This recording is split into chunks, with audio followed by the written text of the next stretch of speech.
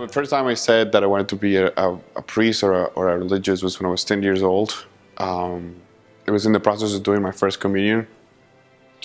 And I guess that because of what I was doing with in the preparation for my first communion, being in touch with all these things that kids learn at that age, reading the gospel, and then going to mass, I think that's what brought me in.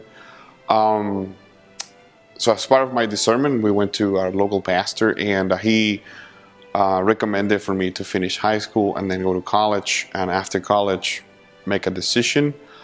So I did finish college. I went to college, and I actually started working, and then after a while I reconnected with the church, reconnected with my vocation now in a more adult way, and I decided to take the plunge. And then two different sisters from two different communities asked me if I had ever thought about considering religious life, and quite honestly, it was the furthest thing from my mind.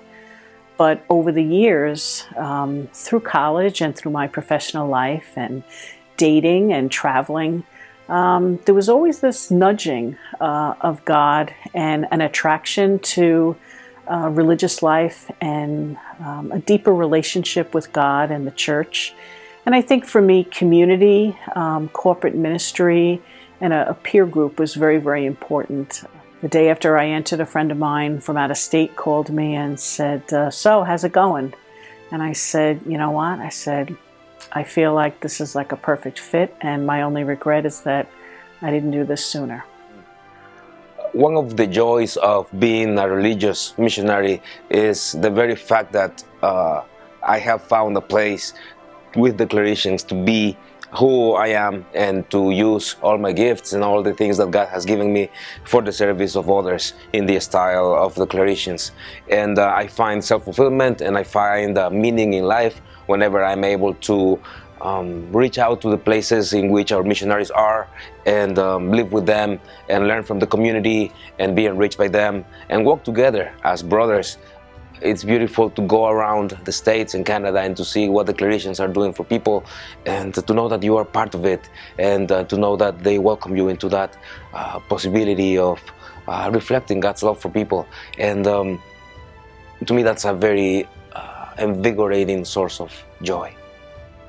This wonderful awareness that this is where I felt at home. Yes, I felt at home in my own family home, but this was like a unique way of feeling at home. And I didn't want to shop anymore. I wanted to drop roots and stay here. And so I stayed to learn more, and here I am. Well, I think the future of religious life is looking good because there are young women and men who are thinking about a vocation. I would say go where the heart leads you. I mean, I would say follow your deepest desire. And then I also would say discern. Find silence time of listening, of meditation, and find help also to do it, to do your discernment. When you start a discernment process, or just to see what religious life is, that does not mean you are going to be a nun right away, but it's the way how you can start searching what God is calling you in your life. I work with a lot of young women who are discerning religious life, and one thing that's really important is there are a lot of different charisms, and so it's really beautiful that we get a chance to learn about each other's charism, and so that's helpful in working with the young people.